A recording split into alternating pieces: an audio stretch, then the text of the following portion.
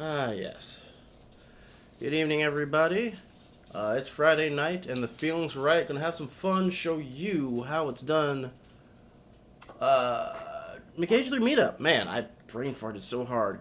Happy Friday, each and one of you. Welcome to our very first of this year, McAgee3 Meetup, the February 2025 edition. I am your man, McAgee3. My guest tonight is a very established artist who I went to school with, and he does some very, very incredible work. I would like to I would like to introduce you to ace artist The.Soto. How are you doing, Soto? Hi, I'm doing good. Thanks for having me. Thanks for having me. Awesome, awesome, awesome. All right, so I got The.Soto here. We are going to be working on a Year of the Snake project. He has his that he'll be working on. I have mine. While we're getting everything all squared away, Soto, tell the wonderful audience a little bit about yourself. Oh, well, I I went to school with Mike. I've been a artist professionally for about 6 or 7 years. I have worked on comics. I've done character design. I have painted murals in various places. Um, I have also done some documentary work and some animation. Oh, really? Yeah, little bit of everything. I like to test the waters to see what I really like, to see what I'm gonna where am I gonna stay in. Mm-hmm. Got to try it all before you settle down. And so what got you drawing? Is probably the main question. Like, how did that come about? I've just been drawing for like forever. Like you can go to like my youngest like little kindergarten little note little notepad being like, what do you want to be when you grow up? And it's always gonna say artist. It never changes. Hmm. Like my whole life has always been that. Like, did you have any? Were there any like inspirations? Like, was there like animations that you watched, or was it like comic books, or? Um, it's I want to say growing up, it was less about like inspiration and more of feeling. Oh, really? Yeah, like growing up, I never once really thought about like drawing comics as a career or painting or anything. All I knew was I wanted to draw. I didn't know what it was. I didn't know where I would be with it, but that's all I wanted to do. Um, and as I got older, I was like, oh, adults draw cartoons and people make money from that and live lives. Like that's not something school has ever taught me before for some reason. Mm-hmm. So it kind of like led me into going to school for character design. Mm-hmm. And from there, I was able to whittle down what I wanted to do. And then it's like I did have inspirations as to like how I draw and what is my interest as I grew up. Mm-hmm. Um, but as far as like what got me there, what really inspired me, it's like I just always wanted to draw. So it's just one of those like things that was just decided the moment you were born, type of thing, huh? Pretty much. Like there was no other option for me. It was like art or nothing. So So you basically you were born with the urge, with the determination, with the drive of the arts. Now, was it specifically just drawing characters, or did you just kind of like before character design was really the thing you wanted to do? Was there like did you like explore other avenues, but you inevitably came to that decision? um, I guess you could say I explored things without exploring them. Okay. Well, without realizing I explored them, Mm-hmm. because growing up, I did draw like a lot of stuff, like super fan of Sonic the Hedgehog. I drew him all the time. Mm-hmm. When Yu-Gi-Oh first came out, uh, I was drawing a bunch of Yu-Gi-Oh cards with like one of my best friends at the time. Like we made our own decks out of like loose leaf paper. Oh, nice. That's awesome. You Proxing know, before it was proxing was a thing. pretty much. We used to create our own Digimon. Like we definitely loved making our own versions of things. Mm-hmm. Um, and then it's like my dad was super into cars, so I was like, hey, maybe I'll be a car designer. And my mom wasn't really sold on art Mm-hmm. until she was like, oh, you could be an architect, and I was like, cool, I'll try that, I guess. Mm-hmm. None of that really stuck. I initially went to college for what was that? Graphic design, Mm-hmm. and that didn't really stick with me either. It was like there's a lot of not drawing in this, and I want to draw. Right. Let's see. So There we it go. I kind of just fell back into like the things that I really liked. It's like I've always loved cartoons. I love reading manga. Uh, love indie comics. I'll say that. Mm-hmm. And I just went back to the things that really inspired me, and that's kind of like where character design came in. It's like I love learning new things about different places and religions and stuff like that, Mm-hmm. and I love to draw, and that lets me put everything together. Mm. So it's just a little it's a little bit of everything, eh? Um, Yeah, you know, gotta try it all. okay. So let's see. So as you mentioned earlier, you are a fellow. I'll say OG because I know I didn't graduate, but you are a fellow AIW OG. How did you come about discovering the Art Institute? So I found out about the Art Institute when I was in high school, but um, I was dead set on going to community college first. Mm-hmm. So I went to community college for a year, and then I did a walkthrough of the Art Institute, and as soon as I went in, I was like hooked because I was like, what? They got like the actual like animation stations, they got this, like all this is like super dope compared to my community college at the time. Right. So I was kind of like caught up in the glitz and the glam. I Uh-huh. had some friends who were already there. Uh-huh. So I was like, cool, I'll be able to like, I guess assimilate. Mm-hmm. And I knew people who were already there, so I was like, I'll get here one day, but my mom was like, just do it now. Mm-hmm. And that's pretty much how I got there. And I enjoyed my time. I enjoyed the people I met, Mm-hmm. obviously. But like it was definitely an experience. Sadly, I didn't graduate Oh, because okay. of So you and I are in the same boat then. oh yeah, no. I also was not a graduate of the lovely Art Institute. No, it's all good, man. No judgment here. Oh yeah, nah, hey, you know, we got the knowledge, so we just gotta do what we gotta do now. Right. And so what do you do like as of right now? Like are you mostly just are you just a freelance artist? Do you do a lot of commissions? Are you involved with like major projects? I know you had alluded to that earlier. As of right now, I am mostly freelance. I have a couple comic projects that I'm currently working on with different writers. Mm-hmm. I am also a artist for Pearson Technologies. I do illustrations for their textbooks and online education. Hmm. Um, which like that's definitely been an interesting experience. Like Mm-hmm. really enjoy doing that. Um,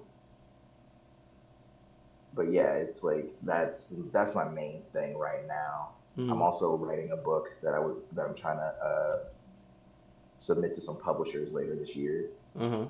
to, get my graphic novel out there. So you got a comic also, eh? Yeah, I wanna like try to do it all. Get that cash advance so I can live comfortably for a while I get done. Like, are you at liberty of having like a little small sample size of what it is that you're working on in terms of your comic, or is that classified information?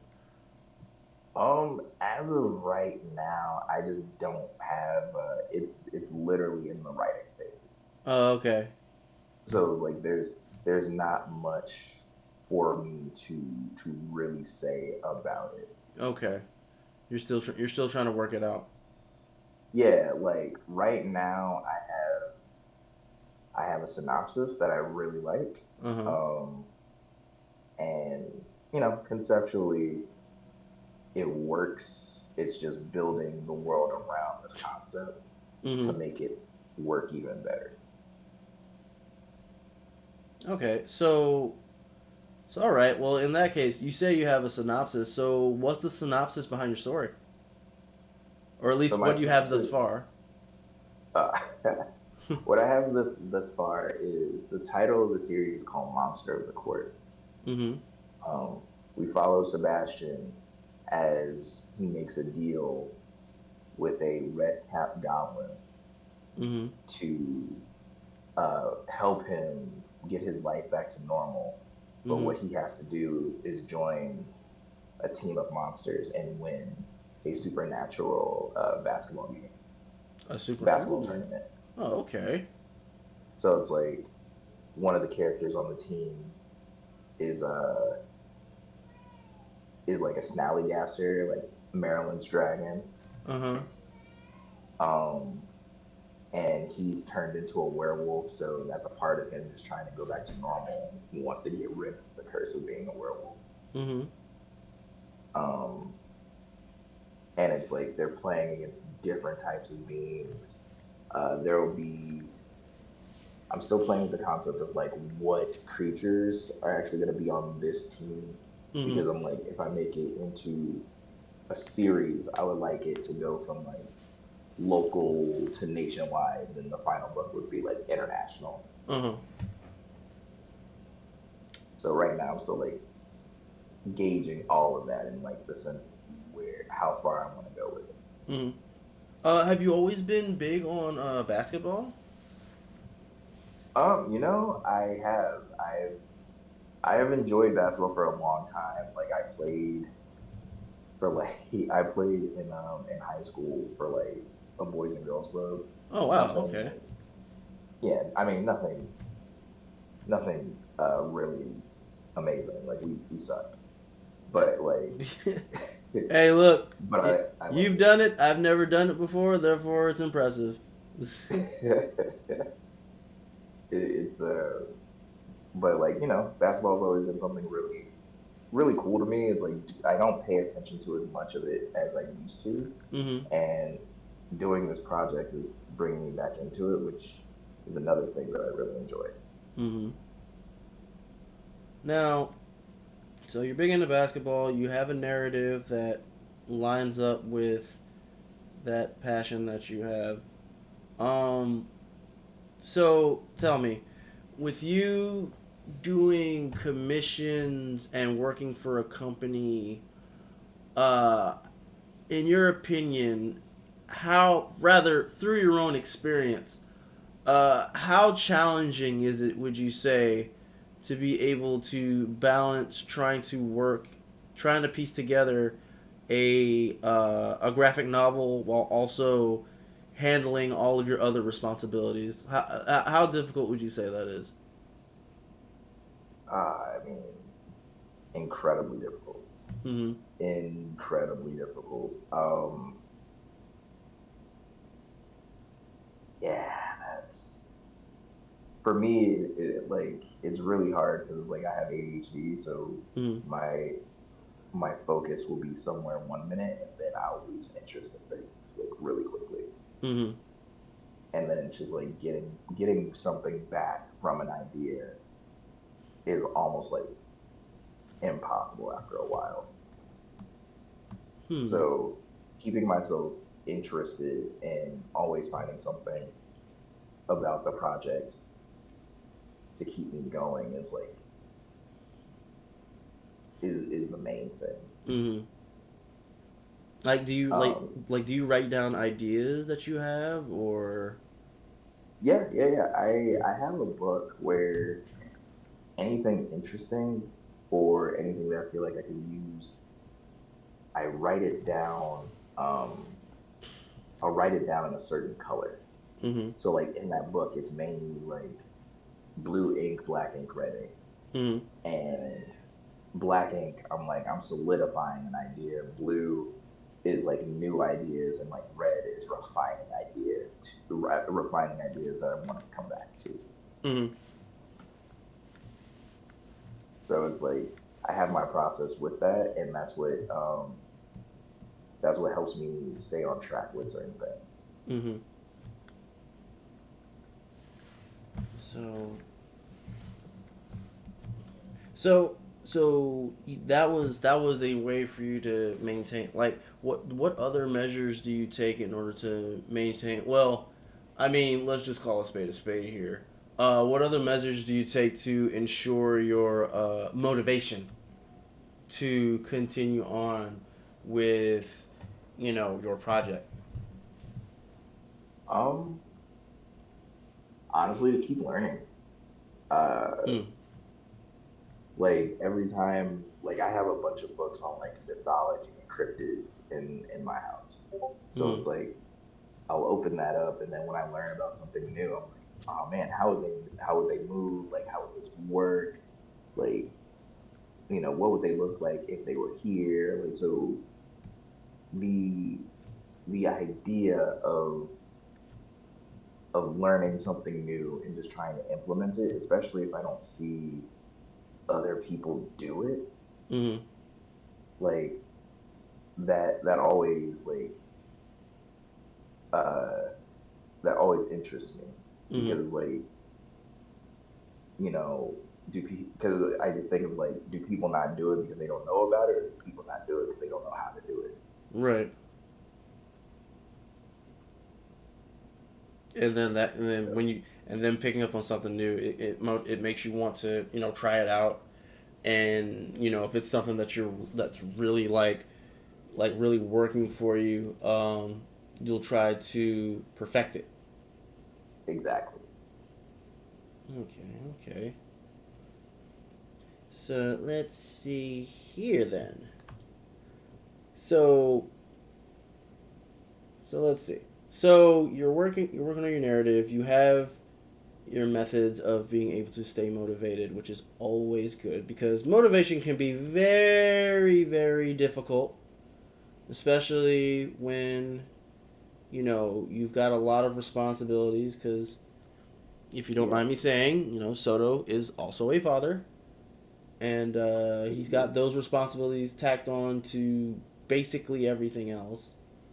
Um, and so it's like it's always like it's tough, but it's always rewarding when you're able to just stick with it and even like progress as a result.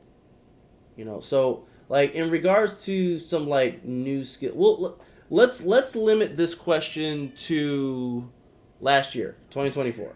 Okay, Okay. let's limit it to 2024. So you say one of the main ways you stay motivated is by learning new things. Mm. So in 2024, what was the most interesting thing? Most don't mind my cat singing. What was the most interesting like new thing that you picked up on to help? I mean, just new skill that you picked up on is basically the question. Okay, something I learned that helped with a skill. Yeah. Like what was like the biggest like thing that you learned last year? Hmm.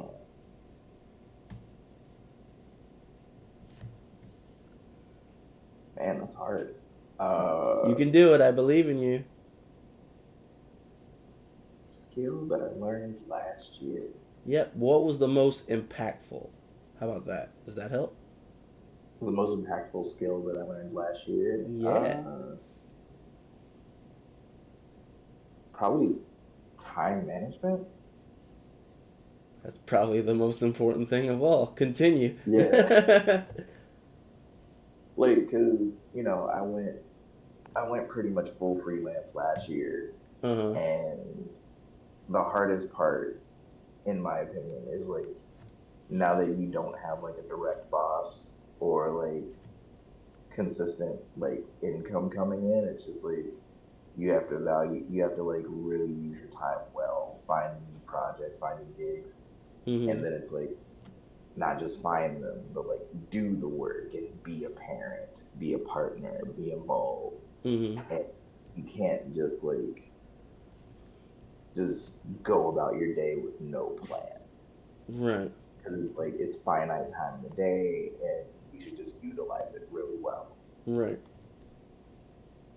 So like I would say that was probably the biggest aspect of something that I learned last year. Mm-hmm. Like, have you struggled a lot with time management in the past, or? Um, I wouldn't say that I struggled with time management. Uh, I would say that I would not really comprehend how much time I did or didn't have. Oh, okay. Um, and uh, and that kind of just goes back to the whole like ADHD thing. And it's like Mm-hmm. I learned that I had ADHD last year as well. Oh, wow. Um, yeah. So it's like being diagnosed with that and just seeing aspects of what it could do and what it has done. I'm like, Mm-hmm. had to learn techniques to get myself into a better place. Mm-hmm. Because, like, was fighting a battle I never even knew I was fighting this whole time. Mm-hmm. Wow, that sounds like it was really rough. I mean, it wasn't that bad. It was more so just like just eye opening because you're just like Mm-hmm. it's just something you're not expecting, Huh. or like something you just realize you would have known sooner because it could have made certain parts of life a lot easier. Right, right, right. Realizing that there's something that is like I don't think crippling's not the right word. I would say maybe something that's making aspects of your life more complicated and difficult than they need to be. But Right. then finding out that that actually is something that is going on. I guess knowing that is at least half the battle, which is always good. Um, so like what?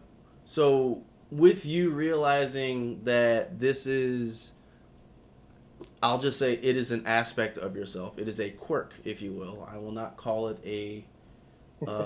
I won't use medical terms. I'll just say it is a realizing this quirk of yours. Right, right. So how do you go about managing that? Um, I just try to set like realistic goals and trying to and actually like understand what a realistic goal is. Mm-hmm. Um, as well as like set more alarms and like when I'm doing something like just focus on that, but Mm-hmm. also like don't trying my best to not deviate from something Mm-hmm. so quickly and to finish. Because like the biggest problem that I've had is like I'll not finish things, and it's like I'll Right. get so far just to not finish it.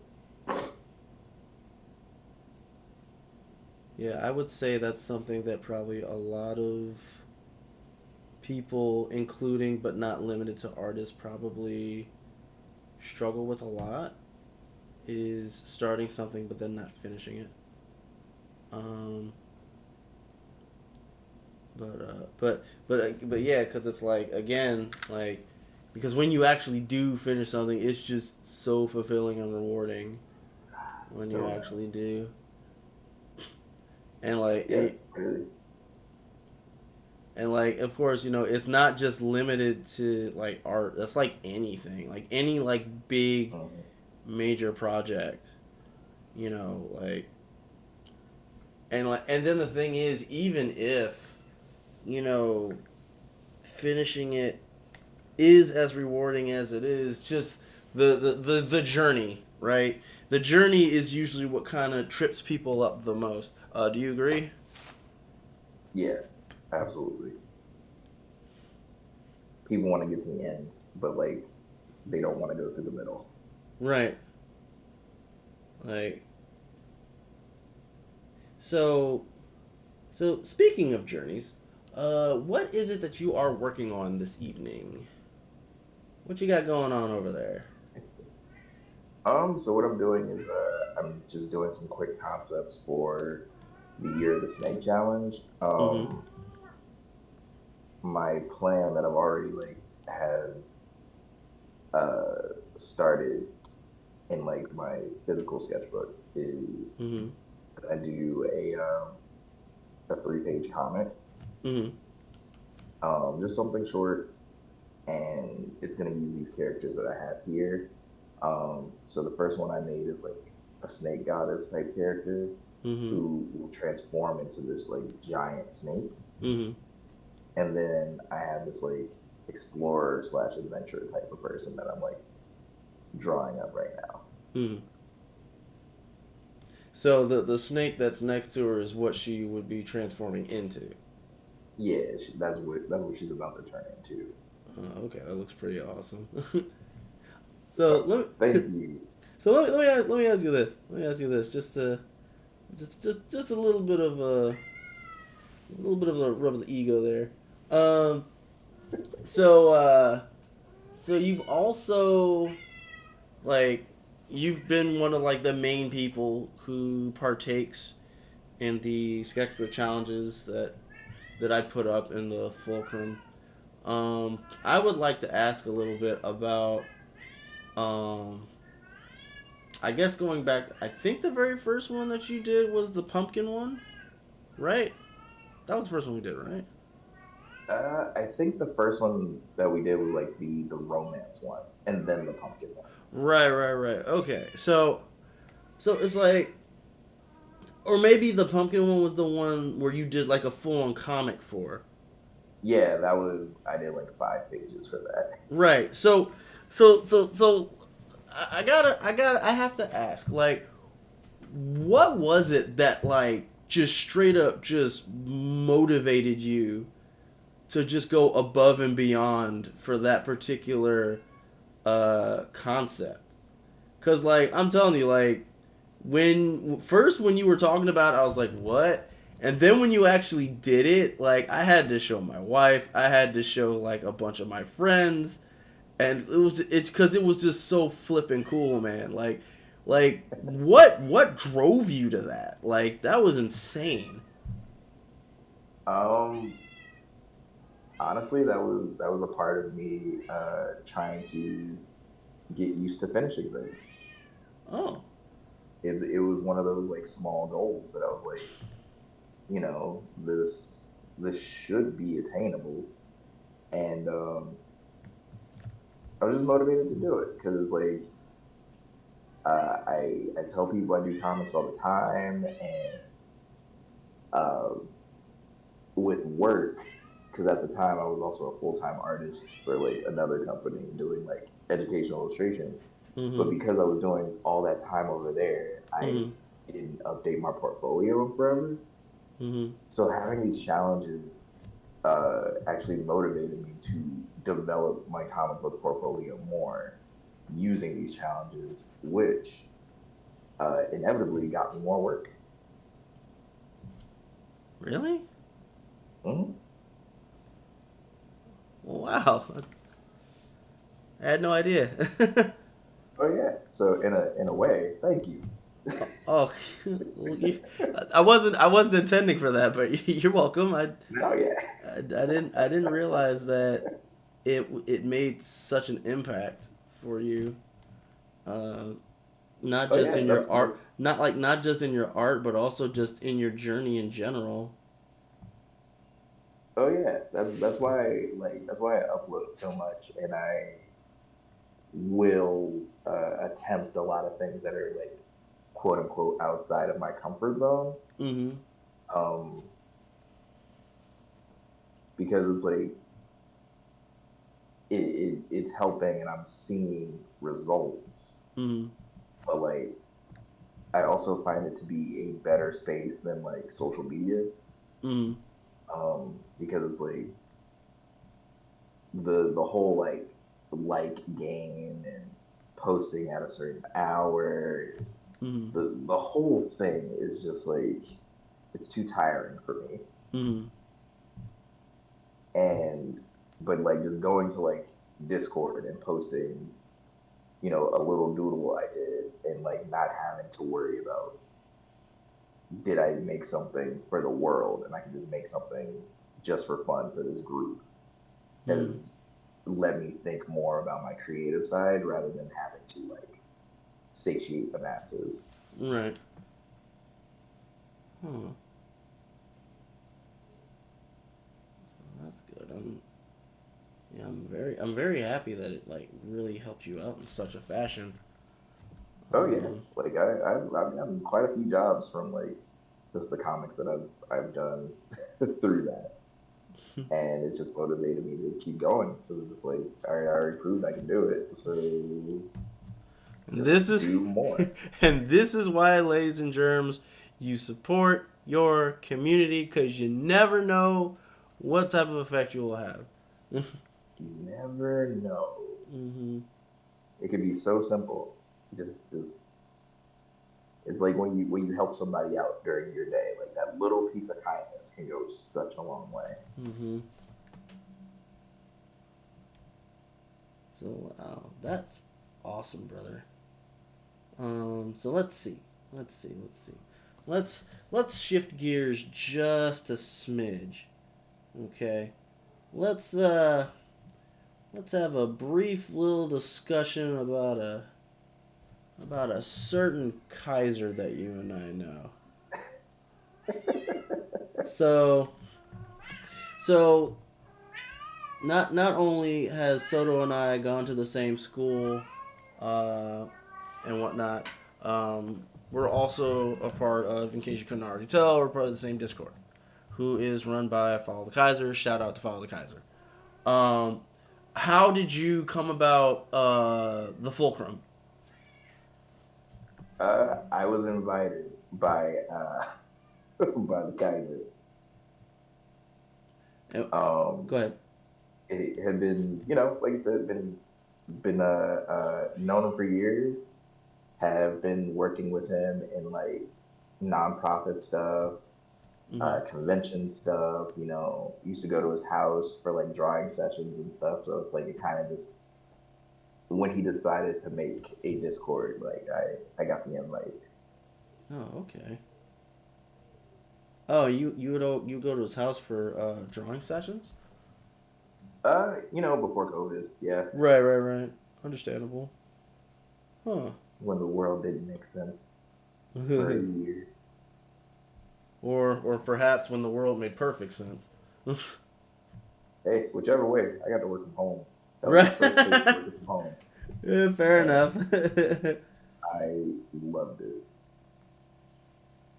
But so so these nonprofits, Mhm. like what were those like? Like working with Kaiser, he Kaiser's been a part of like the art industry, comic industry, just industry for a large number of years and such. Like how was it like, working alongside him for like, the different, things that he invited you to and such? What was that like? It was cool because like how do I say it? Like when when you get out of school and stuff like that, and it's Uh-huh. like you see your teacher, like when you were younger, you see your teacher at the grocery store, and you're just like, what are you doing here? You should turn off when school turns off.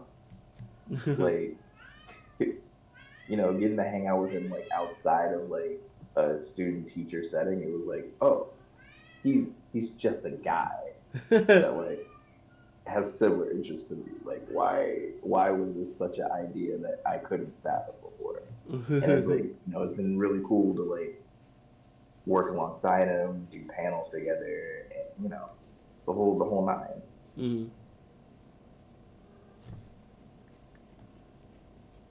Hmm. So and how many nonprofits have you done with him, or just done in general? Oh, sweet Lord, that's way too big. We typically work for with one nonprofit. It's Artway Alliance, where we Uh-huh. teach comic book, video game, and like different forms of art to children in the DMV area. Uh-huh. Um, we've done work in schools. We've done work in uh, community centers. We've done conventions. We even spoke at the Capitol for a STEM festival Oh wow. some years back. So it's like I've been with Artway Alliance, I want to say, for almost 10 years. Uh-huh. Um, and I want to say the same thing with Kaiser. I would say like Kaiser jumped in like 9 or maybe 8 or 9 years ago. Oh, okay. Wow. That's actually pretty interesting. Um, Oh yeah, like getting to show it's parents that like your kids doing these drawings is not doodles for no reason, it's and seeing parents actually understanding that and giving the support to their kids afterwards is like really cool to see. yeah, showing that, this is a part of who they are that can be cultivated and should be cultivated into Hmm. something more, or at least something within the realm of whatever it is they want it to be. Exactly. Like that's gotta feel really good, man. Yeah, because it's like how many times do you hear that like artists don't make it, Yeah. and you just believe that, but in actuality, like that's not true. There's a lot of them out there. The animation industry is looking iffy right now, but it wasn't always like that. Mm-hmm. So Mm-hmm. it's like letting people see and understand that this is a viable career. People can survive doing this. Mm-hmm. You know, a lot of parents just need to see that it's a possibility. Hmm. So let's see here. So let's see. So does this mean you teach? Are you or at least did you teach at one point? Were you actually like a straight up just teacher at some point or another within your career? Um, yeah, I teach every so often. Like I did since I teach through the nonprofit, it's like I will do stints at schools. So there was one where I did 12 weeks Mm-hmm. at the DCC school. I did 16 weeks at Anacostia. I want to say I did 8 weeks in a school in Crofton. Like Mm-hmm. I'll do like after school courses to kids who really want to know. And like I also taught weekend classes and things of that nature. Hmm. And um, how what's the process like of like, or I guess what's the experience like of like being a teacher? Because I'm one of those people where it's like I myself feel like I couldn't be a teacher because I know my patience is not where it needs to be for the sake of being a teacher. So for every person who I know and I'm associated with who does teaching in some capacity, I salute each and every one of you because you are doing God's work. so Oh yeah. so like so maybe not so much the students, but how does it go about do you have to apply, and how do they like assign you for that sort of thing? Like how does that work? So with this, it's since we're a nonprofit and it's like we're pretty much bringing in our experiences from working in the industry or just being students, Mm-hmm. um, and we all have like varying experiences in the field. Mm-hmm.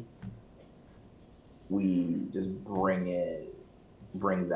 those experiences in and use what we've learned to teach the kids what they're trying to get started in. Like we're not doing college courses, we're doing introductory courses for the most part. Mm-hmm. Um, and like for me at least, I haven't really the most troubled kids that I've had were still like super tame compared to like people teaching in public school. Like Right. I could never be a teacher because Uh-huh. like these are kids who want to be here, who want to learn what I have to teach them. I can't deal with every kid who's just there because they have to be there. Right, right, right. Like that's a whole other level of strong that I know I am not. Uh, I mean, that's fair. Like I said, it's like, you know, teaching is no small feat, even if there are people out there who want to say otherwise, because it takes a great deal of patience that a lot of us just do not have to do Yeah, that. absolutely. Right? Like, because, teaching, being a teacher is not that far off from, like, say, like working retail, where Yeah, you are in a position where you have to, like, manage the emotions and the expectations of all these different individuals that you come across, right, on a daily basis. Now, in the case of the teacher, though, you're usually dealing with the same people within the mhm. course of a semester or a year or a quarter or whatever. And it's like, and then I'm pretty sure, like, once you establish, like, the ones where, you can work with them versus the ones where it might be more challenging, that usually just sets the tone of how the rest of the semester is going to go. Am I in the right ballpark? No, yeah, 100%. Um, so so was teaching always something that you wanted to do, or was that just a byproduct of your talents? It was a byproduct. I have never seen myself being a teacher. Um, I didn't like school when I had to go, so Fair. I I just don't see myself as someone who could be a Right. regular, not a regular, who Mm-hmm. could be a teacher. Like Mm-hmm. if I were to teach, I would do it the way that I'm currently doing it now, Mm-hmm. where it's like I'm teaching people who want to learn what I have to tell what I have to teach them. Right. Um, or I would be a college professor, like you're here because you're paying to be here.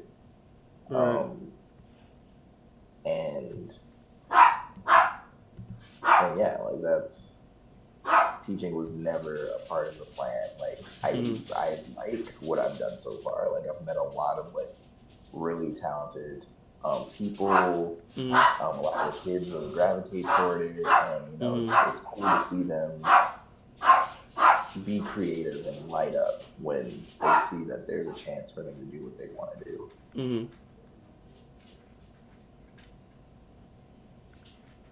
But with the little bit, I mean, with a little bit of experience that you've had as teaching, what do you think of it? Like, I mean, I know you say that you probably couldn't just be a full on teacher, like, in general, but like from the little bit that you have done, like, what's your overall take on it? My overall take is like it's cool. Oh boy, that Mm-hmm. Like looks cool. you get to meet like a bunch of like interesting different personalities of people.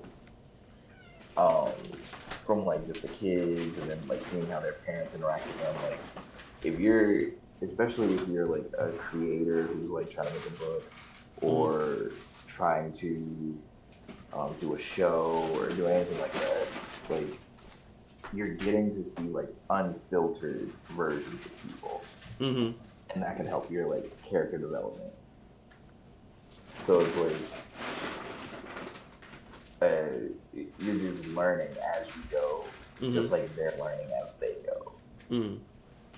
So like I think that's like really cool in and of itself. And the students who really like it and start to gravitate towards you, Mm-hmm. like you see that you're actually like making a difference to them, Mm-hmm. and that feels great. It's like that feeling of like had you not been there, they may have like never known this or it would have taken longer, and you actually helped them with something. Right. It's a nice feeling. It's very rewarding. Mm-hmm. Hmm. Cool. But let's see. So you've been teaching. You said you've also done some conventions as well, correct? Yep. How do you can you recall how many conventions that you've done in your career at all, or? Uh, it, probably like 60 You said 60? around. Yeah. Oh, that's bunches. Oh yeah, yeah. Because I want to say I do like 5 or 6 a year, and I've been doing them for like 10 years. So yeah, around 60. Oh wow. Okay, so that gives me another question I can ask. Um, Yeah. so what all in terms of doing conventions where essentially Mhm. you are promoting your product, you're promoting your brand. Like, Mhm. what all do you need in order to, I guess, set up a booth for doing a convention? Like, what's that process like? Oh man. Um, I want to say that depends on like the type of artist you are. Okay. Um, because for me, for a long time, I was well, I am the pack less artist.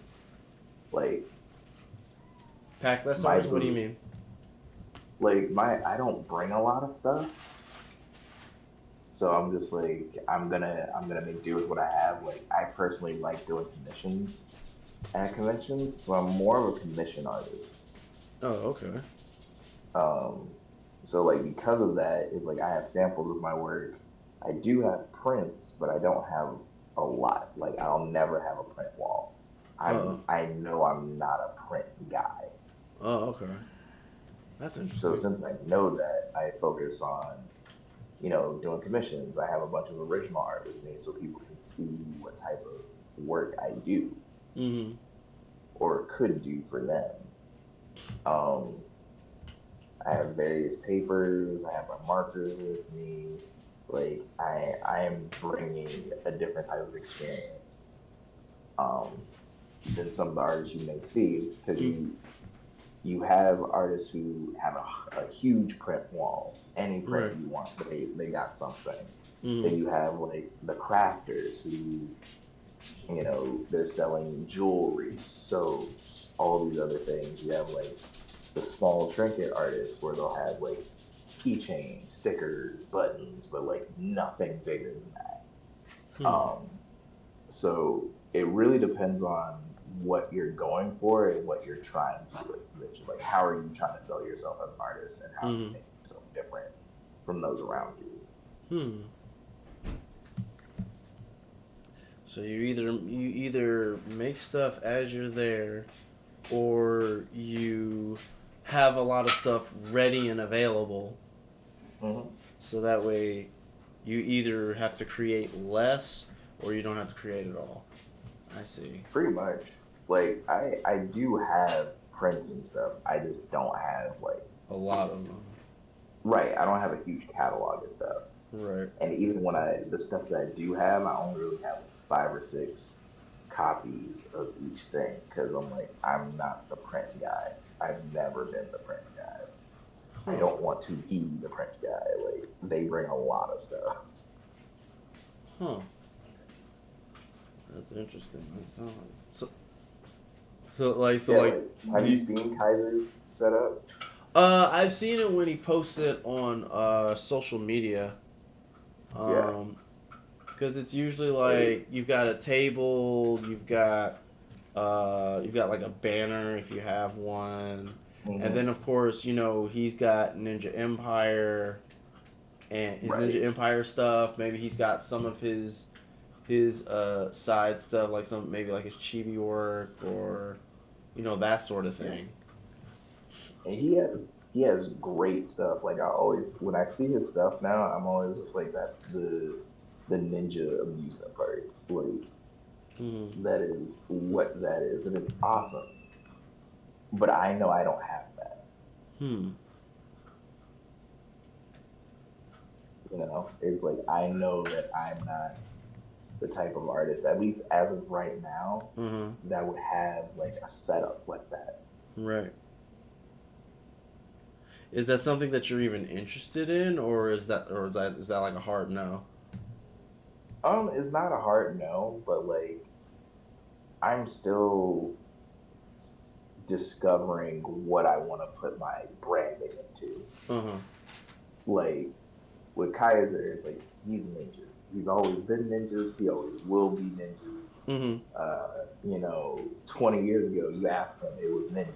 Like that's that's who he is. And like 20 years ago, if you asked me, like, yo, what are you gonna do? And I'm like, I'm gonna tell you the same thing over and over. I'm going to draw. I don't know what I'm drawing, but I'm gonna draw. Your brand is I'm gonna draw. I don't know what it is, but I'm I gonna don't draw. know what it is, but I'm a draw. And that's kind of how I view how the convention scene really works, because you have those people who like super strong branding. They know what they are. They know who they are, and it's easier for them because they know what that is. And then you have other people who like similar to me, where we're just like doing what we want, trying to figure out what it is and where we truly fit in at. Mm-hmm. Hmm. It's it's a constant uh idea of like what I'm trying to do, what's popular, where can I carve a place for me at. Mm-hmm. Um, so, there's a crap ton of artists, crap ton of talent out there, and you know, rather than competing with every artist in the world, I'm like, where where am I trying to go? And I want to focus on that and the artists who are trying to be where I am, where I want to be, Mm-hmm. rather than trying to compete with every artist in the world for something I probably don't want. All right. Yeah, I guess that is true. Sometimes it's better to just know what it is that you want and just focus on that instead of trying to focus on what somebody else wants and thinking that's something that you want. Exactly. And that's a big part of why I took a break from social media, because I'm like, you see all the talent, you see all the stuff, all the vacations, the cars, the money, the talent, and everything. You're just like, man, I'm not there yet. What's going on? And Mm-hmm. it makes you think horribly about certain things when it's just like they're posting the best 10% of their lives. Right. And I was doing great and I had great self esteem before I opened this app, before I did this thing. And since I've been away from it for like almost a year, Mm-hmm. I feel better about it. Like I feel better about just like finding an audience a different way, or posting when I want to, Mm-hmm. about what I want to, and not worrying about other people.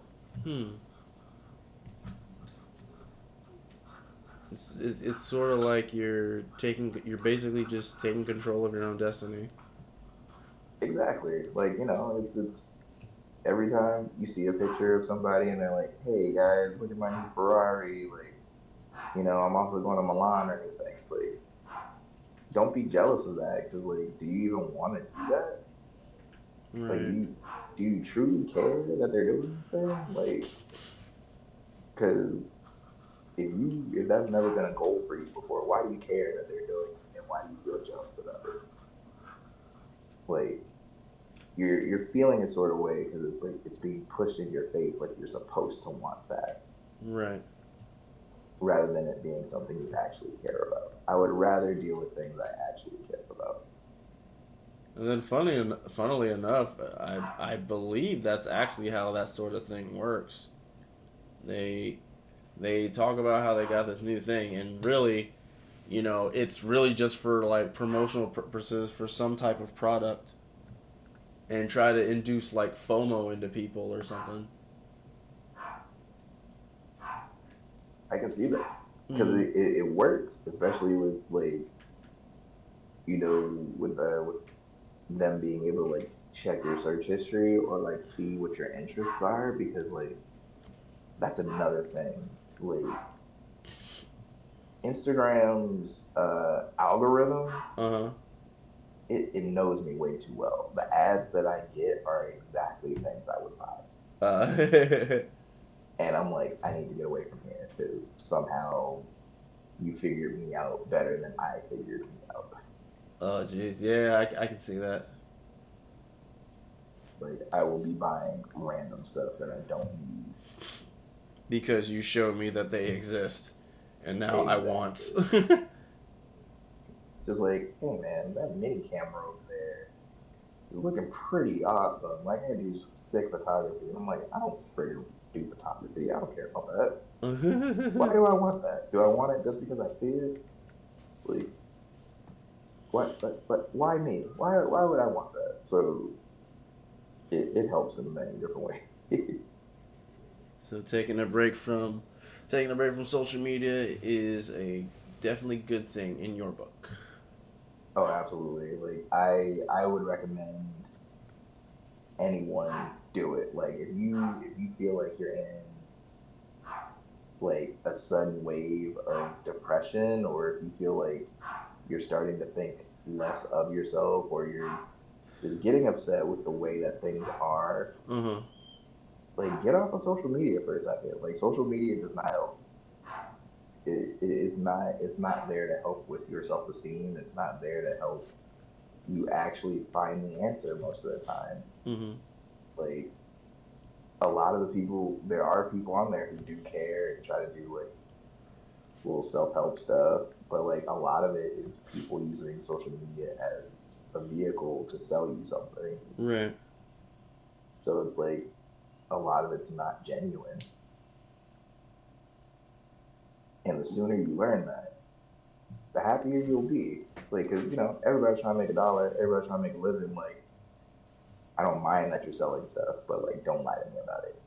Right. But let's see here.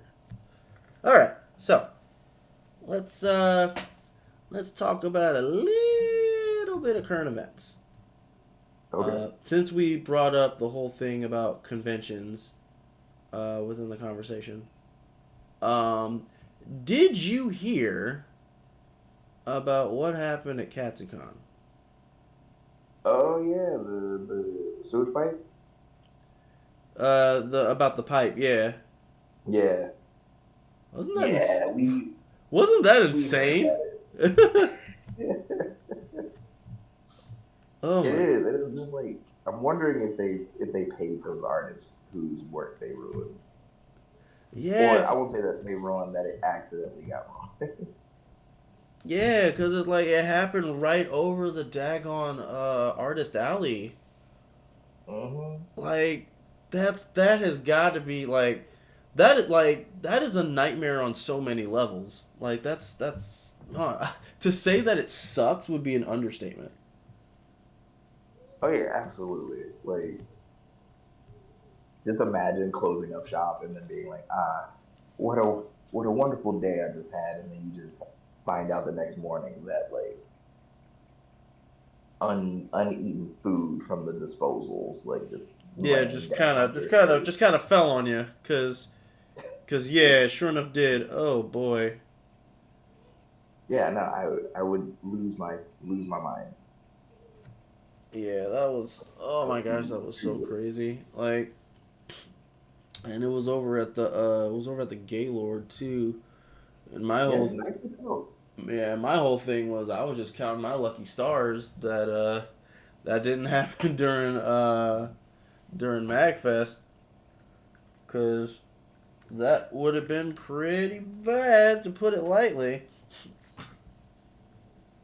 Let's see. But yeah, I bet, especially since you had your little one with you too. Right. Yeah, cause I don't know what day that happened on, but cause like It was a Saturday, I think. it was on a Saturday. Okay, so if all the prerequisites were similar, Owen probably wouldn't have been with me because I only brought him on Sunday. Uh, But I want to say it was at a because we went on Sunday, right. so I want to say it was like Saturday morning Mhm. because like that's when my friend told me about it. Because we were gonna go Saturday, and it was like so it happened like Friday night, and then they were dealing with the Saturday morning type thing. Hmm.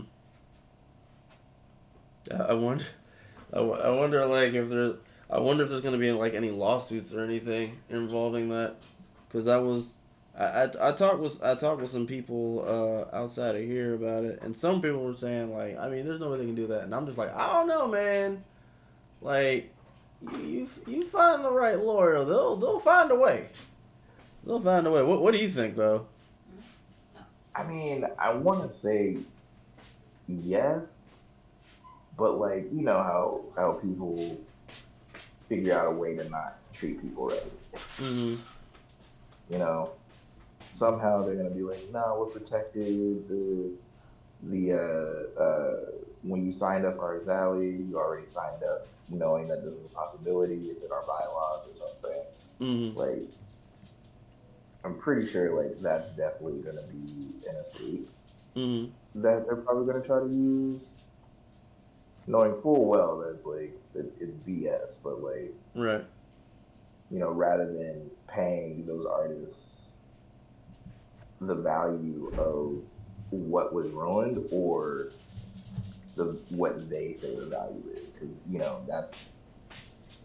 that's what they're really fighting. They're just like, Mm-hmm. right, this artist can say that like their stuff was valued at whatever they wanted, Right. especially if they were selling like originals. Right. Oh, jeez. Oh my god, they could be like, this was like thousands of dollars. Like, if they were flying in from out of the state, like, how are they gonna sell at other places? Like, you have to like do right by them. What is the idea of like, will they? Uh-huh. Hmm. Yeah, because I can't imagine something like what to do in a situation like that. Like, good lord, like what I mean, like what can you do? Like, other than You just just gotta sit there. find the nearest shower and just hose yourself off or something. Yeah, you just gotta be mad.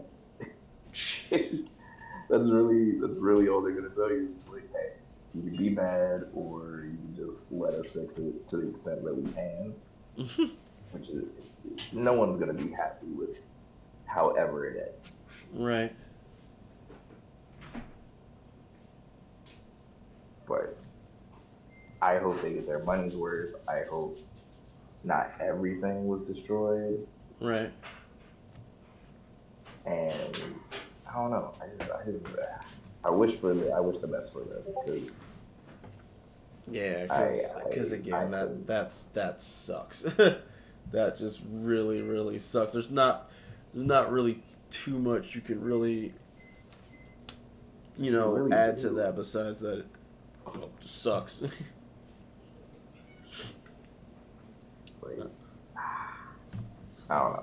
pissed if it was me. Mm-hmm.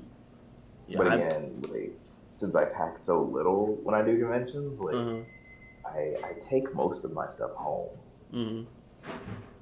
So like the only things that would get like really damaged are like my extra prints or whatever that are still there. Mm-hmm.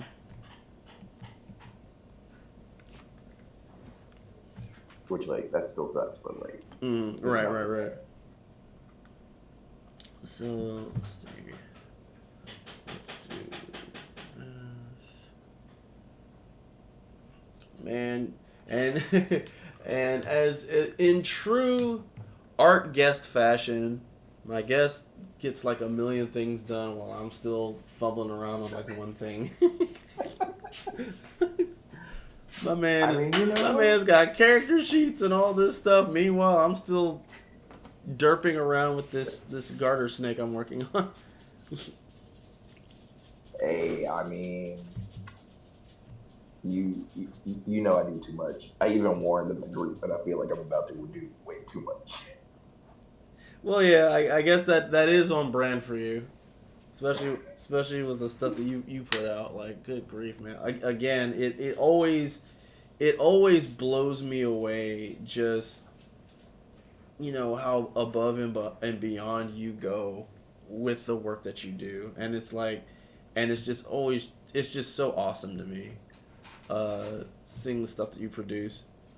Um, it's just really really cool. Like, I'm telling you, man. Like every time that I'd put out a challenge and you roll up with like a 4-panel comic, I'm like, oh my gosh, bro. That's just so awesome. Like hold on. Let me save real quick. Let's see. Is there a way I can do it from here? Is there a way I can do it from here? I guess I can attempt to see if I can do it from here. Hopefully, does this go away if I move away from it? Let's see. All right, we're gonna test something. Hopefully, it doesn't go horribly wrong. Boop. Okay, it didn't go horribly wrong. Boop. Let's see if I can scroll up a bit. You're just really, really off to the side, is all. This is all of Kaiser's stuff. Scroll up. That's my stuff. Like here you did Dee Dee, and that other one, which looked really cool. Oh, that's me again. That's Kaiser. And then you got this one, where you've got the couple for prom. Oh Like yeah, like that's really cool. Like I did a whole comic that like I didn't even yeah, upload and then online. here and here we are with the daggone character sheets that you put together for it. Like, like yeah, man, you just you're like when I say that Soto is an ace artist, I mean it. He's an ace artist. Daggone ace, man. He does the things. He does all of the things. Well, most of the things. No, all. I'll stick with what I said. All the things. I appreciate it. Hey, I'll take it. You know, Let's see here. help my self esteem. Yeah. And let's see. So you do freelance work. What else was I going to ask you? So what like? Okay, so you already shared with us about the comic that you're working on. That's currently in the writing stages. Do you Yeah. have any other like big projects in the pipeline? Um. Um, I do. So one of the comics that I'm actually about to finish is something to be on the lookout for. I believe it's going to be a Kickstarter. I think it's Uh called huh. Aliens and Airhead. Aliens and Airhead. Yeah, it's it's a comic from a local publisher. Like I've had fun drawing these characters and doing these pages, and uh, I'm almost done. I am like 2 pages away from finishing inking, Oh, that's cool. and then it's gonna go jump to a colorist. Um, but it is awesome. Like I really find it fun. It brings you back to like I want to say like classic alien movies. Uh-huh. Like I would say think like like ET style. Oh, E.T. Okay. Yeah. So, pretty family friendly, like, friendship is magic style stuff, right? Uh, kind of like it's like I would say like it's ET style, but it definitely had like more I guess like more like teen focused stuff happening. Okay, so friendship is magic, but there's angst because I like that girl first, right? More like more like why would you go there, you idiot, and look at what we're in now. Okay. Let's see. So that's the end. What's the like? How far along is that? Oh, you did say it was almost done. Like, are we? Yes. Is it literally just coloring and stuff that needs to be done, or is there like just other things that need to be taken care of? I believe it's color and then promotion. Um, like I'm not sure how they're doing with that, but Mm-hmm. yeah, it's I believe it's gonna be a Kickstarter. It's from Dren Productions. Mm-hmm. They did another series called Dungeons and Dimwits, Dungeons and which is like Dimwits. That's an interesting title. which is a more like it's hilarious.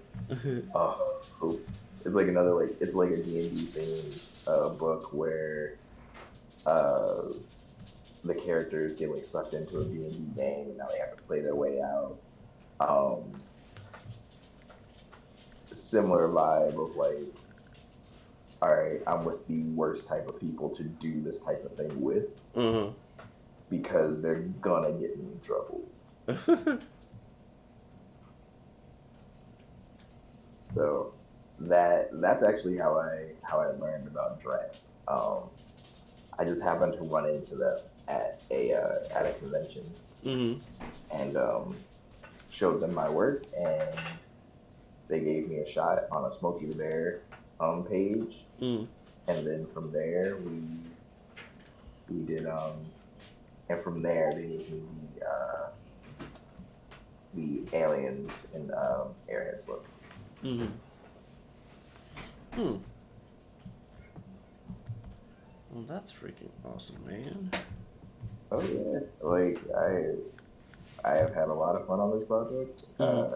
I hope to be the main artist on it moving forward. Mm-hmm. um, but for right now, yeah, that's kind of where it is. Hmm. Let me see.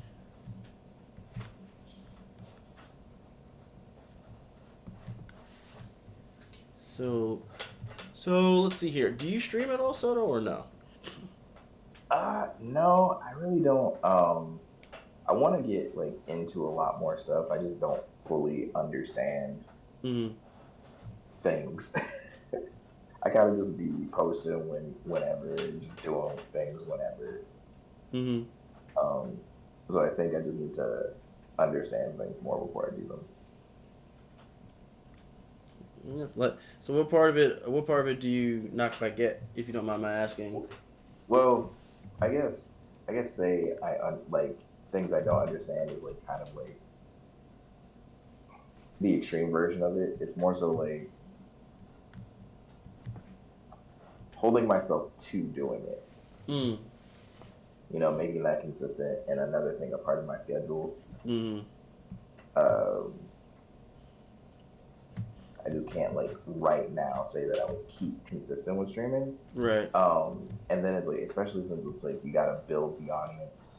Mm. Um, I'm kind of like, man, will people just like sit there and watch me draw? Like, will they do that? I don't know.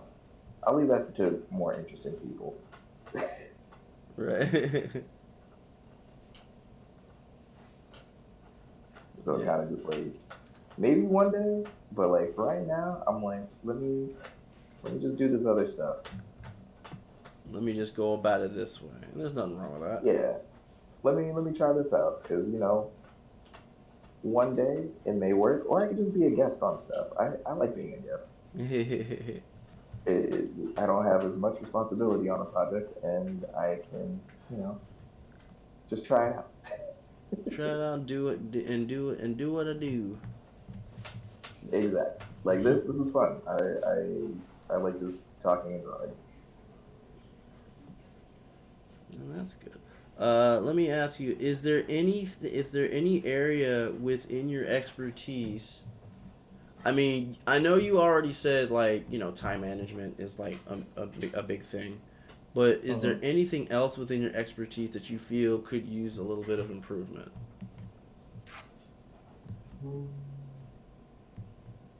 Uh, reading, Oh, reading. reading. Yes, I need to improve on that so much.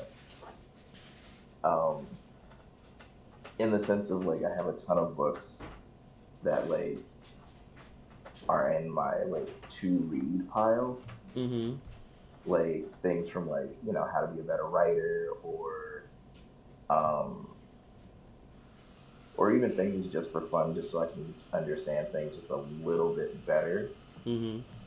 and to just enjoy like because I can tell you the books that like I read, the last few books that I've read that I've truly enjoyed, like, Mm-hmm. and have helped me understand like what I like as a consumer. But like I'm trying to read more so I can get used to how the different methods of writing, the building of story and character in different ways, Mm-hmm. rather than just like relying on the comic manga method or the few books that I have finished reading. Mm-hmm. Just trying to expand. Do you think so do you feel that improving that would require like maybe referencing like other source material? Like how would you feel that you would be able to approach improvement on that? I think improvement on that is going to come in the sense of it's going to come in the idea of like actually doing it, Mm-hmm. like setting, like actually like writing down and setting the time for constructional reading, like Mm-hmm. actual like focused reading. Mm-hmm. Um, because once I have that a part of my schedule, then that'll make that a lot easier rather than me just trying to be like, all right, I'll get to it when I get to it, Mm-hmm. and then I never get to it because I don't have it set as a priority. Hmm.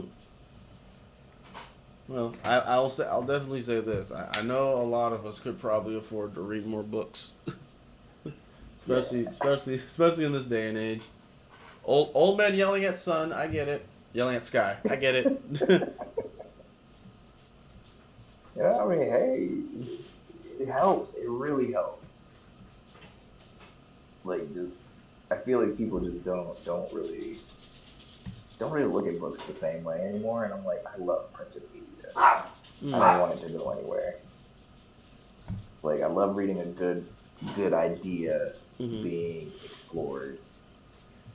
So I want to get back to doing that to some extent at least, and then learning more from these authors that are already like.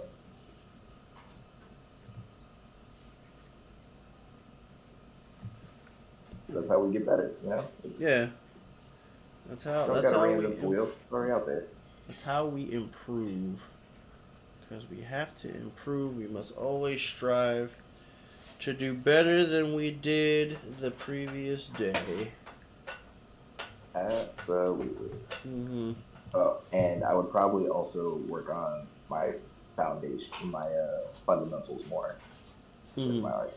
I would probably do that as well. That that would help me. That's good. I'm about to merge all six of these into one thing, and then Yeah, that'll be my character. I'm gonna do a seventh one, but like, yeah, you are knocking out these daggone concept arts though. uh, thank you. You know, that's remember what Kaiser said. Like to be a professional artist, you need two of three things.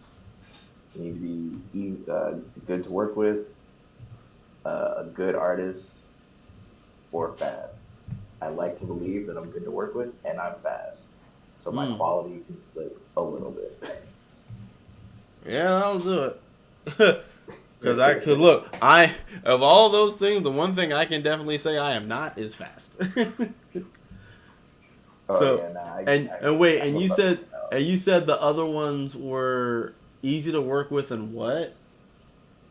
And good. So like if you're fast and you're like a great artist, then people will deal with you being a jerk. Ah, I You know see. what I'm saying? But and it's like if you're fast and easy to work with, your Mm-hmm. quality can slip. If you're good and you're fat and you're what was the other one? If you're good, you're fast. I forgot. I messed So up where I am. okay, But like, so you said easy to work with, good work quality, and fast. Those were the three things. yes. So it's like as long as you have two out of three of those qualities, like Mm-hmm. you'll be a successful artist. Hmm. That's actually words to live by. Yeah, something I learned when I was in AI, and I was like, you know what, that makes sense because you hear certain names in the industry, and you're just like, no one likes this person. How do they still have a job? And it's like, oh, they're amazing. Got it. I, Or like this person's art isn't really all that great. Why do they still have a job? And it's like because they're because like the people coolest like guy, him. right? You're just like, all right. I like that this is how we value each other in the industry. This actually makes me feel better. Right. That makes sense. Yeah, just be likable. Yeah, just Be you would likable, think that would be or the be able to easiest work thing. quickly. Likable, work quickly, you know. Oh, that was or the you're other just a rendition of bomb diggity, I guess. it. Like if you're a good artist and you're likable, you can be late. Ah. You can be you'll they'll give you more time.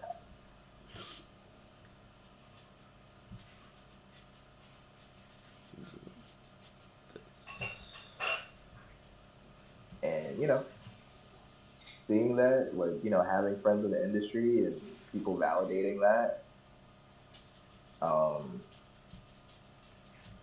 meeting professional people who have been there for a while and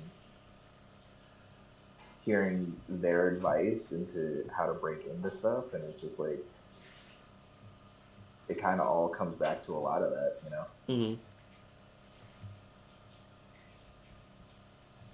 Hmm. And move to California. I've heard that a lot. Move to California. I've overheard moving to California as well.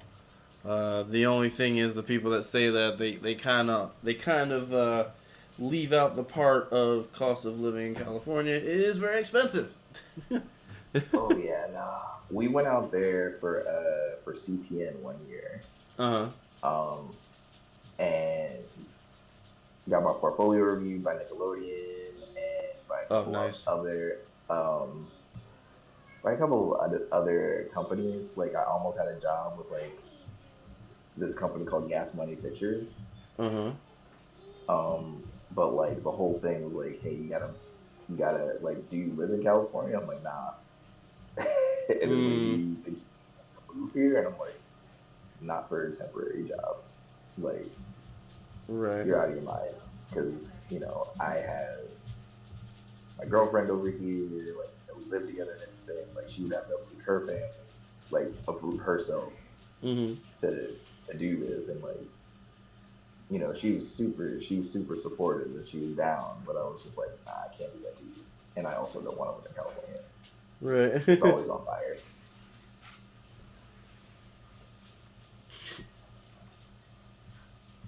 Yeah, because the little bit of time that I was over in California when I was in the service, yeah, like I was thanking my lucky stars that I had like military accessible things that I could use, because otherwise, good lord, like the gas and stuff was. Hmm. I had never seen prices so high in all of my life. Yep. And that's saying something because like gas ain't cheap here either. Right. But they be on a whole other level out there. But tell me this though, from being over there, would you agree or disagree that the vibe in California is a stark contrast to the vibe on like the East Coast? What's your take on that? Um, I agree 100%. That was kind of part of why it threw me off. Uh huh. Um, because when we went there, everybody was like really nice. Mm-hmm. Like, which is really weird to say that that's a negative, but it's just like it's less of a negative and more of like I'm uncomfortable because I'm used to thinking everybody's gonna try to stab me in the back. Right. Like the East Coast mentality versus the West Coast mentality is different. Right. And like I know that that's like if you go to like different parts of California, you're probably not gonna have that same feeling, but it's just like I don't know. I I liked it, but I didn't trust it. Uh yeah, like you're sitting there, and you're just like, okay, so when does the shoe drop, right? Right, like as soon as I move here, that's where somebody's gonna just jump out and be like, "You fell for it. We Give me all gotcha. of your stuff." We gotcha. It's Gotcha. over. We gotcha. Did you think you were safe? Like, uh, yeah, no, I couldn't. And I have friends who moved out there, and they're like, "Dude, it's great." And I'm like, I don't Mm. want to believe you, so I'm just gonna see you when you come back.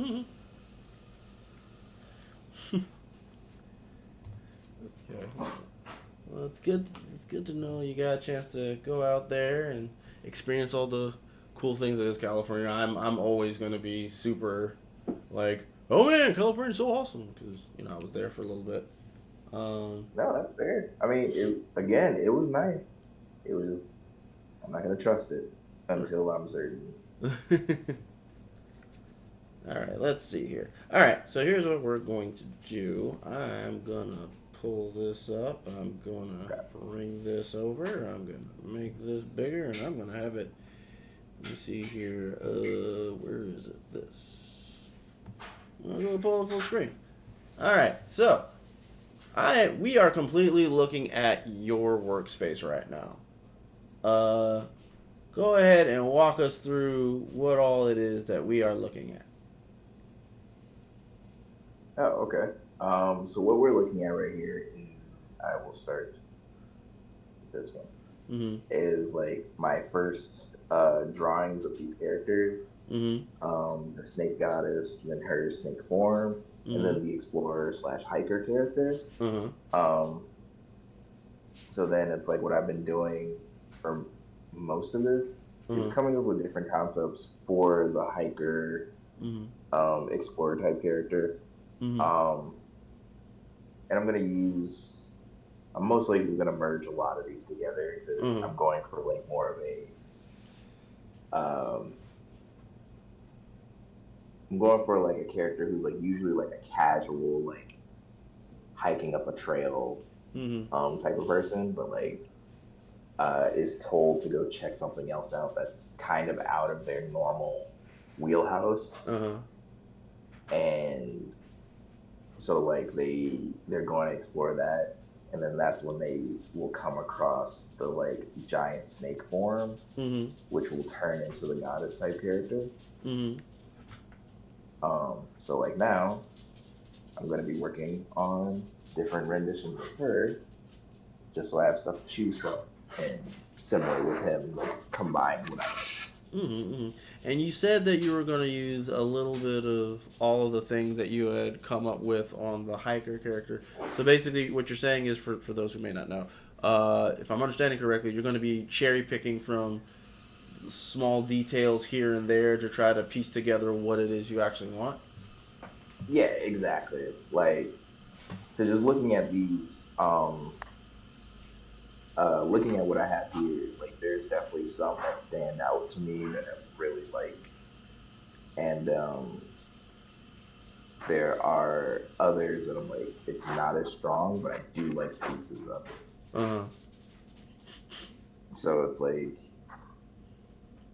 so I'm just gonna grab what I like. so like when you do your characters, do you typically go for like the let's see, I guess the more marketable character design, or do you go for something that's a little more, uh, I guess, outside the norm? Like for example, like when it comes to like a protagonist, it's usually like a male protagonist. It's usually like upstanding, usually has a slim or bulky build or whatever the case, very handsome, chiseled chin, all that other stuff. Or do you go for the more uh, Love, what's the name of that military kid from Recess? Gus. Or you go for more of a Gus design. um, it depends on the story, Hmm. honestly. Um, because in my head, if I'm like, if the story calls for like, if the story doesn't call for like a male model, I'm gonna make them look like a regular person. Right. Like, I want stuff to be believable, Mm-hmm. like, because it's not believable that there's just this like super downtrodden, like overly handsome guy that's like, oh, the world hates me. It's like, no, they don't. No, they don't. You're just not paying attention to the world because they love Right. you. Right. Like you have pretty privilege already. You're gonna get away with so much stuff. Right, right, right. You're. We're not gonna see Dwayne the Rock Johnson complaining about his self-esteem anytime soon. Exactly. Like or like a Zac Efron in High School Musical where he's like, I just want to sing. It's like no one cares. Go sing. But who cares? You're Where an they're gonna established call you singer. like a Nobody wimp? cares. No one cares. There's so many male singers in the world. Oh my gosh. Like, you know, like for Monsters of the Court, like Mm-hmm. my main character is like a guy who like loves basketball but has the worst coordination in the world. Mm-hmm. And like when he becomes like a werewolf, he gains all the coordination that he never had before, Mm-hmm. and he can finally perform the moves and the plays that he Mm-hmm. can see in his head, and he becomes the best at it because he studied the game so much, and now he has the body to do what he needs to win it. Sounds like you borrowed from Teen Wolf. I mean, it's not a bad thing. Like that's kind of cool. I've never seen Teen Wolf. Uh, I mean, the little bit that I recall is I do believe there was a portion in that movie where he does turn into a werewolf, and they are in fact playing basketball. Yes. Hey, Yes. Mhm. it's a great concept. Like Yeah. I have like a sequence. Like when I start drawing pages, Mm-hmm.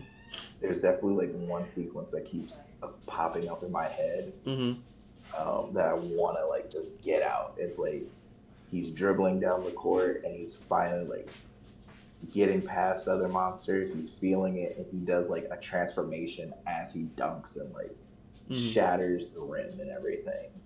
Mm-hmm. And it looks so awesome in my head. Mm-hmm.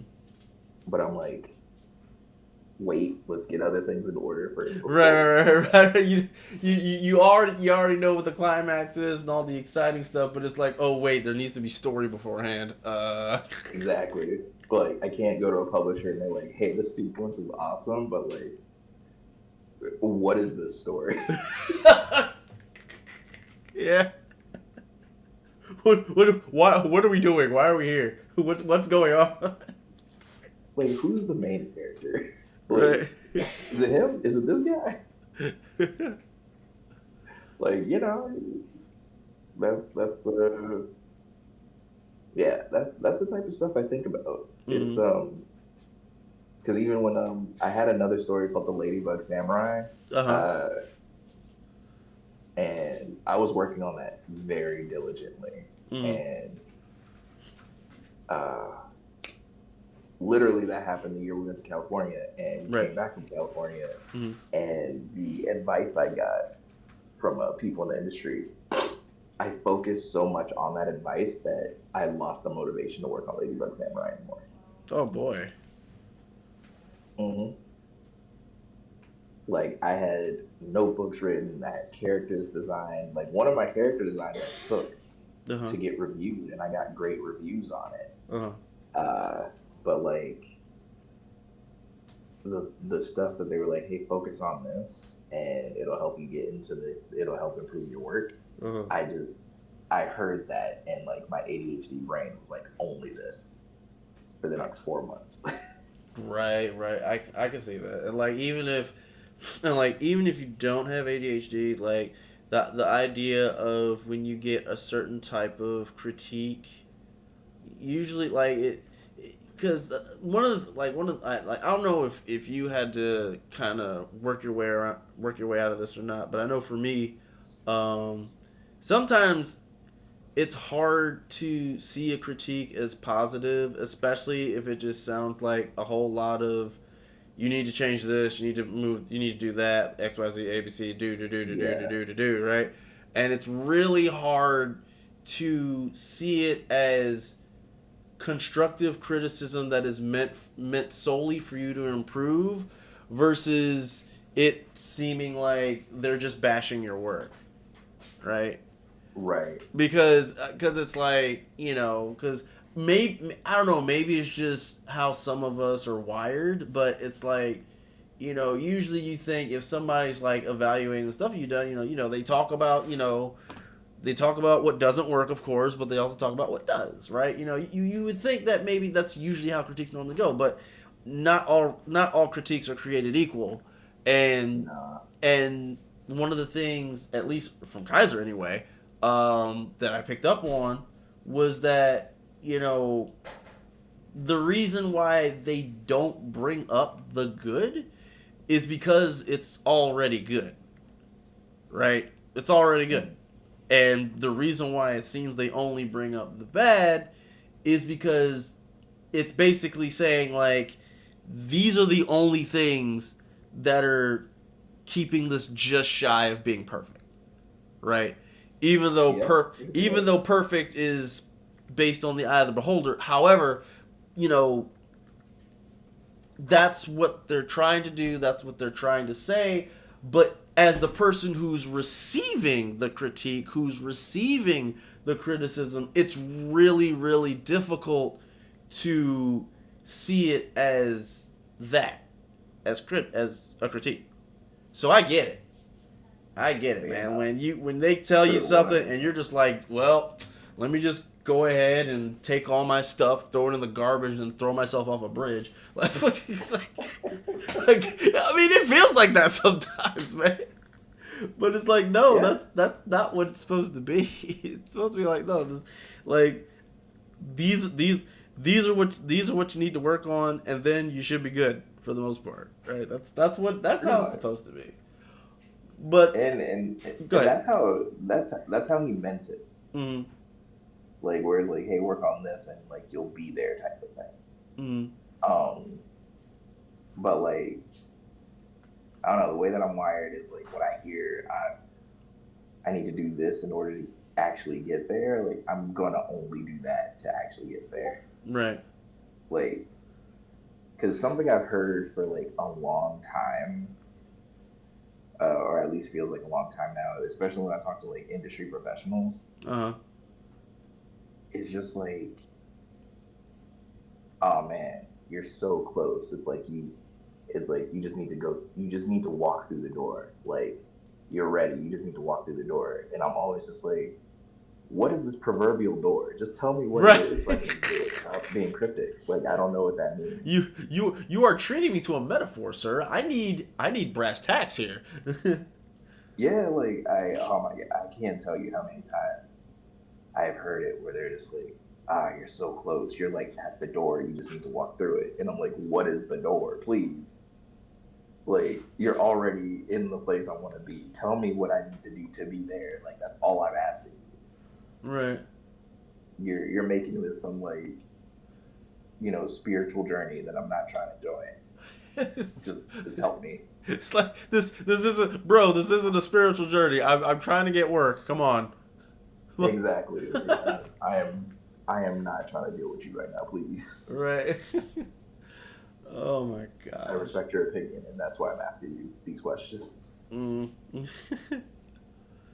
Oh my goodness, man. Oh yeah, that's frustrating. But I mean, in spite of all that, you know, whether my word has any weight or not, like I think you're an excellent artist. You make great work. Um, you work very you work very diligently. Like again, you knocked all these things out. Like if I was sitting here doing a character sheet, I guarantee you would do all this that you have right now. I'd probably still be working on the first pose. Cause sweet lord, I cannot draw fast. like like for those who don't know, when we were get prepping for what we were going to be working on for the meetup, I had to make sure I drew out what I was going to draw ahead of time, so that way, because I had a feeling, because it's been pretty consistent for the most part that the majority of artists that I bring to you all wonderful folks, they're usually several levels higher than me. And I'm not saying this in the sense of like bringing myself down. I'm saying this in the sense of that's just how good they are, right?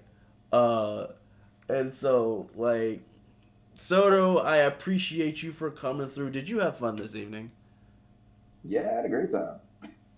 Awesome, awesome. Cause you are doing some really good work, and I'm actually really excited what you come up with. But I think we'll have to save that for the people who want to see it. So before we go, so I have you on Instagram and X as the dot. Is it the dot Soto or the underscore Soto? The dot. Okay, so I have it wrong. I have to fix that. Let me just. Wait, hold on. Now let me check Uh, because I know one of them is like you can't do underscores. Yeah, so Instagram is the dot. okay, so let me find the thingy real quick. Here it is. Let me fix that right fast. Let's see here. Let me dupe and then dupe and dupe.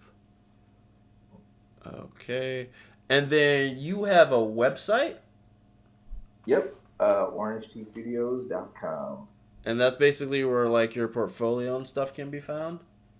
Yep. I'm currently in the middle of renovating it. Uh huh. It's gonna be updated within like the next week, but it's still active. Oh, that's good. That's good. Were there any? Are there any platforms that you would like to share that I don't have on screen? I currently have your Instagram, X, and of course OrangeTstudios.com. Were there any other platforms that you can be found on that you would like to share? Um, Also be on the lookout for Orange Tea Studios on Instagram. Okay, so we Yeah. got Orange T Studios on Instagram as well. Okay. Yes. Because Orange Tea Studios is gonna be where I move all of my creator owned projects. I'm gonna put it under that because that's my business. Mm-hmm. The.Soto will still be active. More it'll be more like fan arty and just daily drawings of whatever I'm doing. Mm-hmm. But like more focused stuff is gonna be on Orange Tea. Yeah. Okay. Okay. All right. I have two more questions for you. Yeah. Okay, so the first question is actually going to be a two-parter. Um, do you watch anime, and what anime are you watching? Oh, all the time.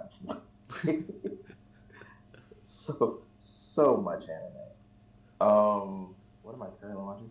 Uh, I am watching Shangri-La Frontier. So am Uh, I. We're both huh? watching the same thing. Oh, I love it. I love Shangri-La Frontier so much. So good. Yeah. I found out about it through a YouTuber who was like showing off like animes that are like really really good, and then like my wife and I we recently signed up for Crunchyroll, and once I remembered what the show was called, I put it in the watch later list, and then I started watching it, and it's like, bro, like seriously, like I don't know what it's like. It's there's a lot to chew on, and at the same time, it's basic in a good way, if that makes sense. Yeah, I 100% agree with that. Yeah, because it's like what do you think of the show? What's your take on it? I think it is an amazing. Uh, I think it's an amazing show that plays with like the video game VR world without it having to be a death game.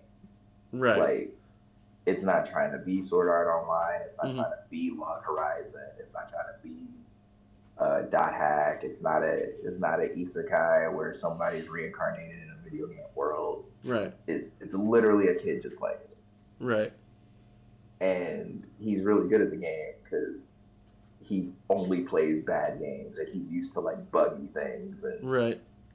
like it's a breath of fresh air from like the isekai downpour we've been getting for like 5 years. Mm-hmm. Yeah, man. It's And the main character is likable. That's also that. yeah, and then the other thing is just like, cause like I said, it was kind of simple because it's like, you know, when they're in the game, like they just stay the course, right? There's not too much like deviating to B plots or C plots. And the few times Mm-hmm. where they do, they save it for like the little mini portion, which is after the episode. Um, Yeah, and then like I'm not sure how far you are. Well, there's a season two, right? yeah. I'm up to date. Like I'm right You're up there. to date. Okay, so I'm the only one that's behind. So whatever I share, it's no surprise. Uh, so yeah, like I think so far, as far as I'm at, my favorite episode was when he got his moon blades forged, Oh and yeah. and Boss Rabbit was singing that song as he was forging it, and like no kidding, before he even finished the song, I added that to my YouTube playlist. That song that he was singing, I was like, oh no, that song is great. That is, It's so good. yeah, man. It's one of those makes you feel kind of songs, man. Like manly tears and such. Absolutely, Yeah, absolutely. so good, man. Yeah, yeah, it's good to like, man. Yeah, I'm so happy to hear that you're watching that show because, like, yeah, I'm watching that show too. Obviously, I have to catch up, but it's fine. It's fine. I And then mean, go my ahead. my wife just started watching it, so like we finally get to talk about it, and I'm so happy. That's awesome. So awesome. All right. So then, my final question for you, on our way out the door, um, do you have a let's see, because I know you've brought up a bunch of these already, but I'm just going to ask you anyway. Mhm. Do you have any advice? Do you have any like words to live by that you would like to share with the audience? Um,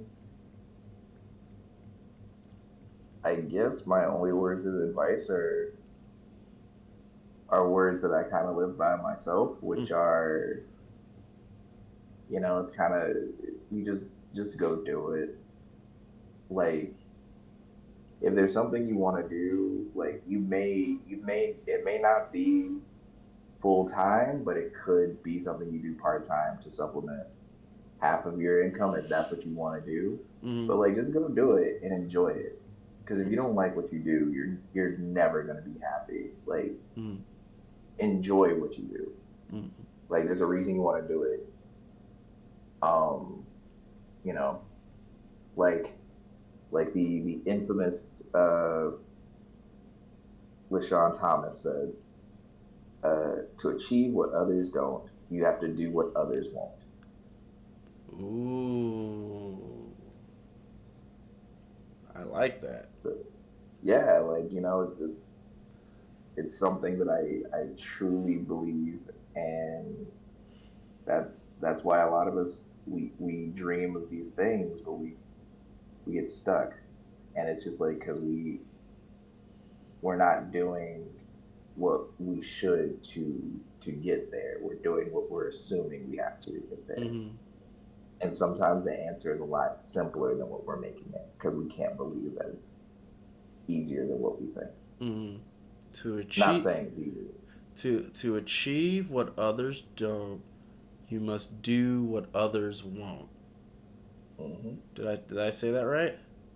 Yep, that's it. Wow. I don't think I got much else off of that. That was perfect. Yeah, I again like I heard those words like what was it like 5 years ago, Mm-hmm. and this is this is a strong statement. Mm-hmm. Hmm. Dang. Well, ace artist of the third degree from a foreign land known to only a select few of people as Soto. That's an inside joke in case you guys are wondering. Uh, Thank you once again for being a part of our inaugural 2025 February edition of McAgee3 Meetup. I appreciate you. I appreciate your time. I appreciate what you do. Thank you so very much.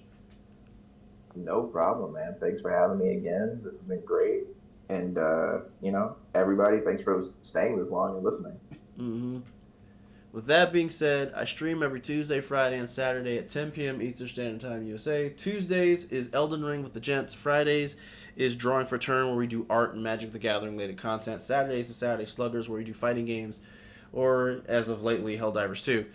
If you liked your saw, give your man a follow. Love your saw, give your man a sub. But either way, let folks know that McAgee3 is out here putting quality content for each and every one of you. Social media, follow me on Twitter, Instagram, and DeviantArt at McAgee3. I also have a YouTube channel called McAgee3 Productions where I do my off-stream grind, Casual Crashers, and McAgee3 Meetup series. If that's something you're interested in, hit the subscribe button on the YouTube channel, hit the bell icon to get up to date on the content that comes up there. I too am an artist. I do emotes, sub badges, avatars, and banners, and I do Magic the Gathering proxies. Currently, I'm working on my original comic book, Blue Ninja: The Story of Navaya, which you can find on the DeviantArt page, deviantart.com/McAgee3. Episodes 1 through 5 can be found for your reading pleasure on the DeviantArt page. You can also find my mini-series, Shuriken Shorts, and all my other art projects that I've worked on over the years, so check all that stuff out. It's awesome. In addition, find Soto, The.Soto, on Instagram and X. You can also find Orange Studios on Instagram, as well as his website, Orange Tea Studio. I'm saying this wrong. Orange Tea Studio. You are looking for. Don't go for Orange Studio. You'll probably find something completely different. Orange Tea, drink, glug, glug, glug, studios.com. Okay? OrangeTeaStudios.com or Orange Tea Studios on Instagram. You want to find those. You want to check this guy out. You want to tell him that his stuff is awesome because it is awesome, and you'll be a much better person as a result. So be sure you do that. All right. So with that all being said, yeah, this was cool. This was fun. Once again, thank you, Soto, for coming through. For Saturday Sluggers, we'll be playing some Helldivers 2. On Tuesday, we will be playing some more Elden Ring with the Gents. And then next week, we'll be jumping back, working on the comic book. So, thank you one and all for spending your precious time with your man McAgee3 and the Soto. You all spending your precious time with us lets us know our content is worth your precious time. And your time is exactly that. It's very precious to us, so thank you very much. All my lurkers, thank you for hanging out with me in chat. You guys don't appreciate that. Thank you, thank you, thank you. That is going to do it for tonight, you guys. I will see you all on Saturday for another edition of Saturday Sluggers. I'll see you on Saturday. I'll see you on Tuesday for another edition of Elden Ring with the Gents. And if for whatever reason I'll see you on Tuesday, I'll see you next week for another edition of Drawing for Turn. So you all have a wonderful, wonderful rest of your weekend. Have a wonderful, wonderful Saturday. And in regards to what's going on in the world right now, I will once again leave you all with this. It is always darkest before dawn. So you all have a wonderful, wonderful evening. And one more thing, just making sure I remember this correctly. If you want to do what others don't, you have to do what others won't. Right? Did I say that right? To achieve what others don't, you have to do what others won't. To achieve what others don't, you must do what others won't. Okay. I gotta keep saying it until I remember it. But all that being said, you all have a wonderful, wonderful evening. Bye-nie!